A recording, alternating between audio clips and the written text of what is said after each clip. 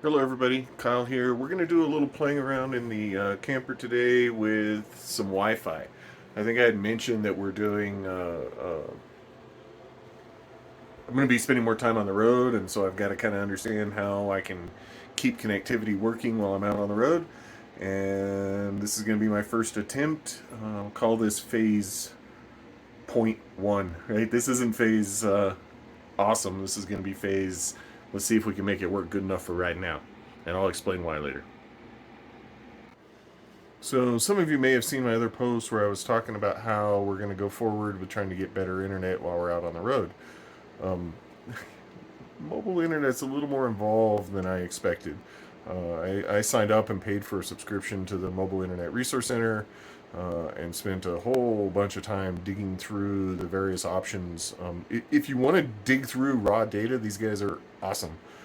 They don't really make recommendations. They do a little bit, but not down to the solution for you. But they test everything, and so it turns out right now the market's kind of at a state of change, right? 5G is finally starting to get rolled out in a real way on all the carriers. T-Mobile's got a lot of it.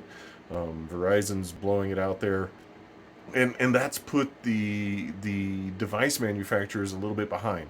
There's a Qualcomm X55 modem, right, which is the device that your SIM card plugs into and connects to the cellular towers, and then those modems are installed in various manufacturers of devices. The leader in my mind for the device manufacturers is a company called Pepwave, and these are commercial grade gear, right? This is the kind of stuff that people install in buses and trains and other public business related type connectivity solutions, and and so while Pepwave has some great solutions out there, they're a little behind on the modems, right? They're still using the X55 modems, and the X60 and 65s are coming out very soon.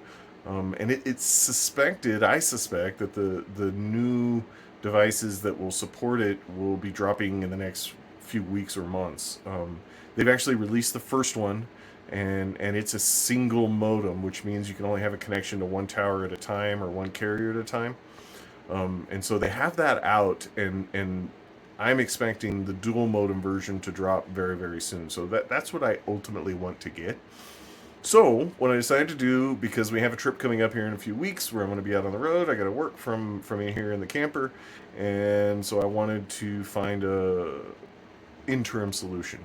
So I picked up a. I have Verizon already. I've been carrying around a work hotspot for since probably 2012, right? With the same SIM card and the same modem or the same hotspot device.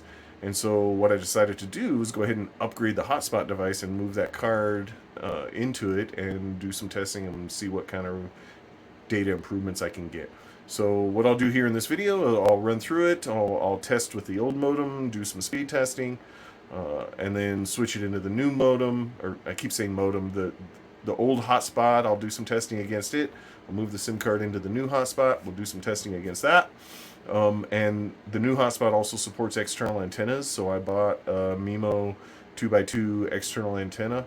And it'll be really interesting to see how well that works. I don't have really good cell signal here, but it'll be interesting to see because the hotspot built into it has MIMO 4x4 antennas, whereas this external one is a 2x2, so it's not as good of an antenna, and there's no way to external the 4x4 on these hotspots. So, less than $100 for the hotspot and 15 or 20 for the antenna. So this is, like I said, a short-term solution until the better one arrives that it becomes available. That's where we're at. And so, thanks. Here we go. I'll get going on the testing. So we're going to be looking at three different devices here. There's the old school Verizon 6620L. This is a circa 2012, but was a leading in Premier hotspot in its day, right? It doesn't have any external antenna connectors, so I can't test that aspect of it. And it's limited, to bands that were available back in that time period. Then we have the Verizon 8800L. So right now, this is Verizon's premier hotspot, and it does have the little external antenna connections on there that we can use to maybe boost up the signal and do some testing with different antenna placement and kind of get a see on how all of that goes. And then the Netgear patch antenna that has the little plugs to hook into the hotspot and will allow me to use the external 2x2 MIMO that's built into this versus the 4x4 MIMO, much smaller, maybe more obstructed, that's built into this. And so it'll be kind of interesting to see. And this is omnidirectional, so it goes in all directions, whereas this is somewhat unidirectional, basically close to 180-degree field of view, right? So we're going to do a little testing against all this and see what we can do to get the best performance and go from there. So we'll start putting it all together, and I'm going to put the SIM card into that old hotspot and see what happens. So you can see my signal is running around 95 with a good signal to noise ratio. This is probably where I'd put it when we're out on the road. So let's see what we get speed-wise. Okay, so let's fire up. This is the old MiFi from circa 2012 with the 30 gig Verizon card in it, SIM card in it.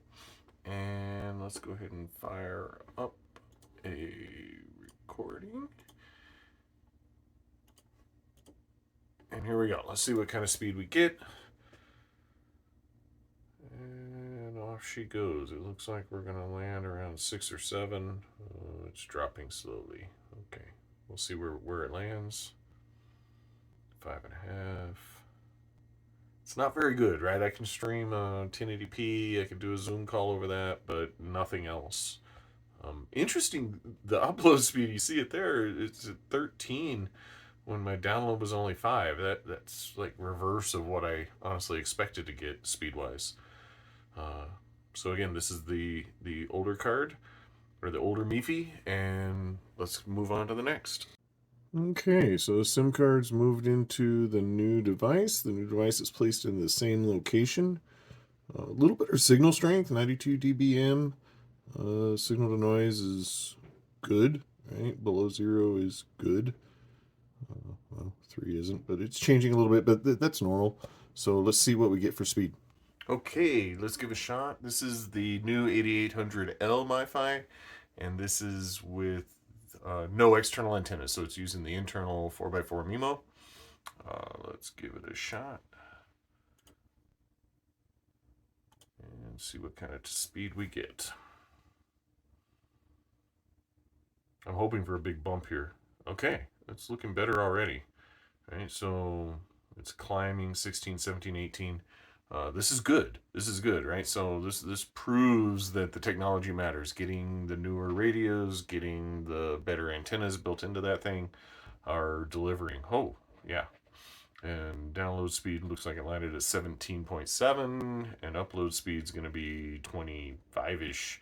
We'll see where it lands. So this is a good improvement. So next, we'll hook up that external 2x2 MIMO antenna, and I'll do a couple of different tests pointing in different directions, right? So I'll use Cell Mapper and determine where the Verizon towers are near here, and attempt to point that antenna towards those towers and see what we can get out of it. Let's see how it goes. All right, so I mentioned Cell Mapper. You can find it. Just Google CellMapper or cellmapper.net. It's a open source, publicly fed database of cell phone towers for global and for all the carriers, right? So let me go ahead and fire that up here. So you can see here in CellMapper, I live right in here by the Rio Rancho Estates words, right? And so looking, the closest tower is right over here. That pink area is a Walmart. So I'll point towards that because that's band 66. That is supported by this MiFi. And I'll also try pointing almost due south to try to catch this guy down here, which has bands 4 and 66. Not sure yet. I may even do a test and see if we can get this guy, which has 4 different bands, including band 66. Apparently, band 66 is popular with Verizon. You'll notice I chose 4G LTE. The hotspots I have do not support 5G, so there's no point in messing around with all of that. And I wanted to cover all the bands that are available. So this hotspot supports all of these bands that are listed out here. So let me get it fired up and let's see what we get. All right, so you noticed on the map that we showed before, the closest tower to me is just about due west. So I've mounted the antenna right there on the window behind me, and I have the MiFi right here. Interestingly, and I want to try to get this where you can see it, but we're not getting as good a signal, right? 97 dB and still hanging around 0 on the signal to noise. Actually showing 7, but 84 dB. So it's kind of it's bouncing around quite a bit. It looks like it's settling in. Let's run the test and see what we get. All right, we got the laptop connected to the MiFi. Let me fire up the speed test. Get it queued. Start recording, and off we go. We're at the races.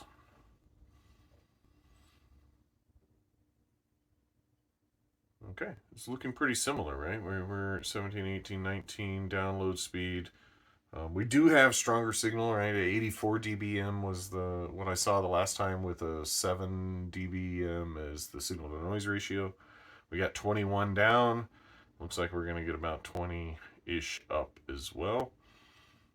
So interesting test for sure. I don't know if it's a significant enough difference to deal with the external antenna and trying to figure out where to place it, but let's point it in a few different directions and see what else we can get.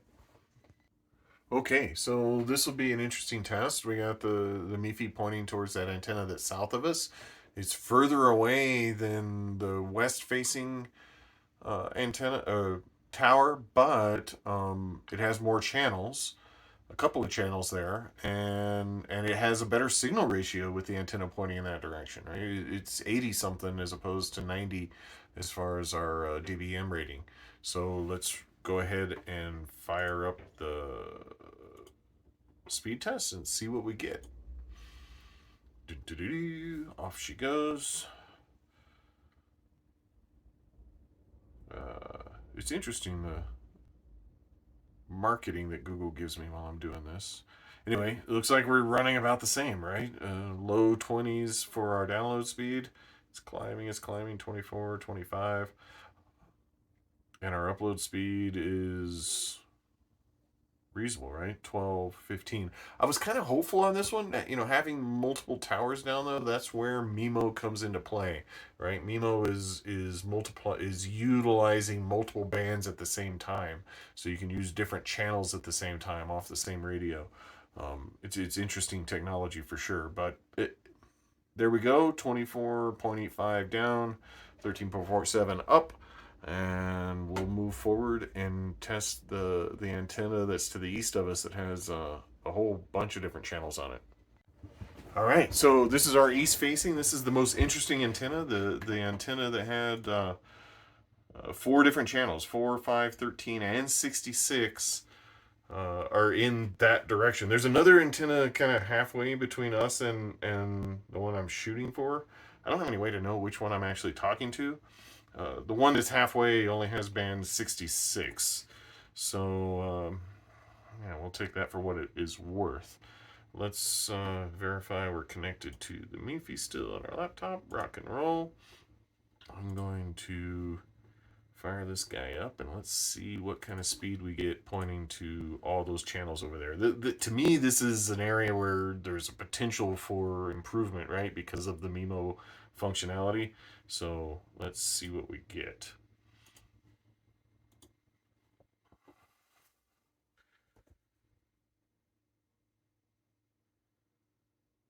Oh, that is not good.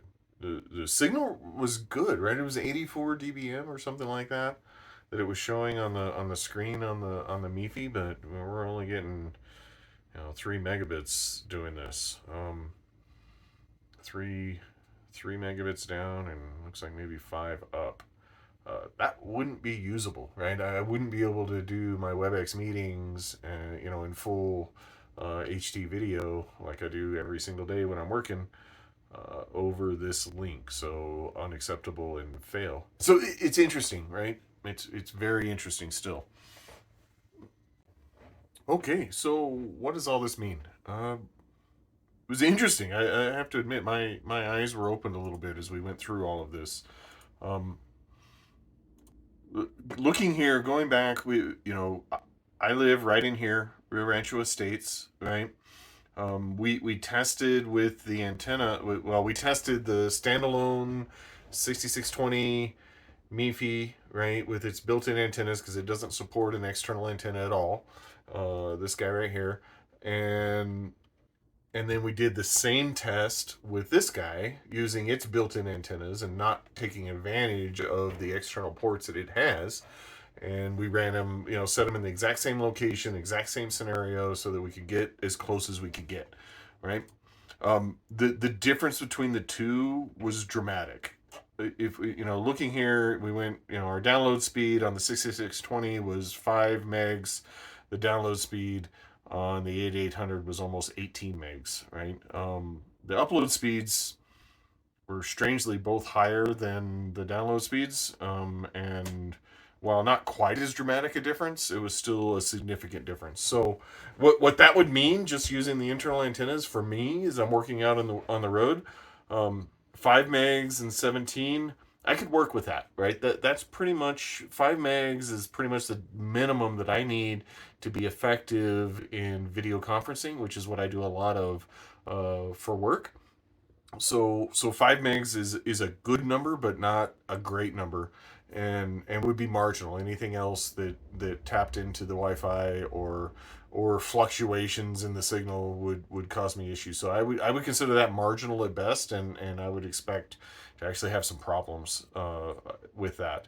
The 8800, on the other hand, rock solid, right? I mean, it's got the speed I need to deal with everything that I need to deal with, and would work great just using the internal antennas sitting where I am right now.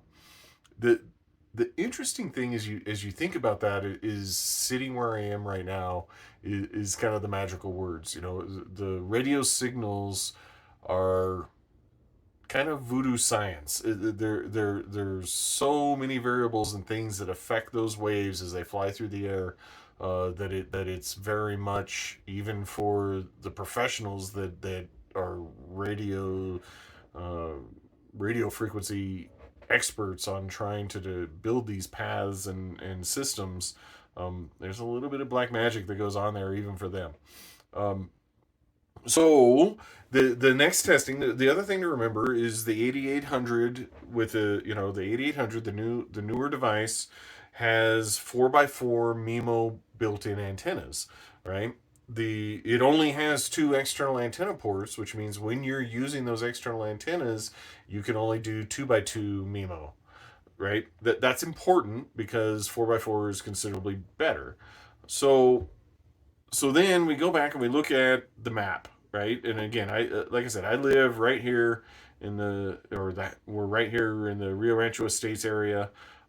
We have antennas to our west, antennas to our east, and a couple of antennas to our south. This one could be picked up pointing either direction. But so that's what we decided to do, is go ahead and look at it, because there was nothing really to the north that made sense to look at. So we're focusing on west, east, and south, right? So hooking up the external antenna, right, to the antenna ports on the box, and pointed it west, which is the window right behind me, facing west. So even with these lower quality antenna, but the antenna is directional. So the antenna in this is omnidirectional, so it's working in all directions, 360 degrees around. Whereas this antenna is really working at about 180 degree span. So it within that 180 degrees, it can pick up basically twice as much signal. That's not actually how the math works, but it can pick up almost twice as much signal in one direction and ignore everything behind it. It's more directional, right? So even though it's a lower grade antenna, being 2x2 instead of 4x4 MIMO. So when I pointed this antenna out the window behind me to the west, we got 21 meg down and 19.6 up. Absolutely workable numbers. No issues at all working on that at all. And then again, when we pointed it south, right? And here's the other difference, right? When we pointed west, we're pointing at a tower that only has band 66. I thought that was interesting. When we point south, we're pointing. See, technically, because I'm pointing almost due south, I could pick up either one of these. One is band 66, and one also carries band 4 with it. Um, so it's hard to know for sure which tower I latched onto when I was pointing to the south. I don't know of a way to determine that, but it's interesting to know anyway. And when we pointed south, we got similar results, right? We actually had a little higher download speed, a little lower upload speed. All of that absolutely workable. Download speed is much more important than upload speed. But you still need enough upload, right? Because when I'm doing video conferencing, I'm uploading as much as I'm downloading. So it's a 50-50. I'm pulling down the video of the other person while I'm sending them video. So it's, but either way, both of those are absolutely usable. Now, when we pointed it to the east, and I was excited about the east, it's considerably further away. I'm located here. I was hoping we could catch this tower with 4 different bands available on it. Um, but the reality is, when I look in that direction, as I look out the window right now, there's a hill between me and that tower. Um, and there's actually a hill between me and this tower. So it's spotty at best, right? I don't know which tower I latched onto when we pointed south, but the results were atrocious, right? I couldn't count on working with a signal level at this point, right? I mean, three meg down, 6 up, would be unacceptable, and I wouldn't be successful at trying to work from the road with that configuration.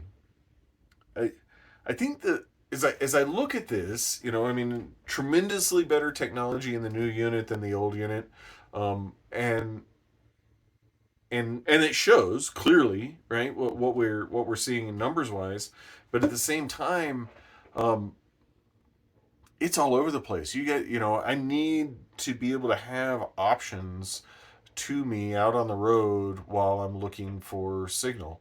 Um, in this case, I'd be absolutely fine just working off this device with no external antenna. But, based on the variability we see here, I could definitely see being in places where that antenna is going to bring me more signal and thus more bandwidth and thus enable me to work when I couldn't at a particular spot. So I'll keep doing these tests. We're going out on the road for about 3.5 weeks, starting here at the end of the month. So I'll run and collect data as I go, kind of figuring it out. I'm not going to mess with this old thing anymore, but I'll definitely kind of run some tests at various locations, with the internal antennas, the internal better 4x4 antennas versus the lower quality but directional external antennas at all these different places, and kind of get an idea for what works and what doesn't as I'm roaming around the southern Arizona and New Mexico here in a few weeks.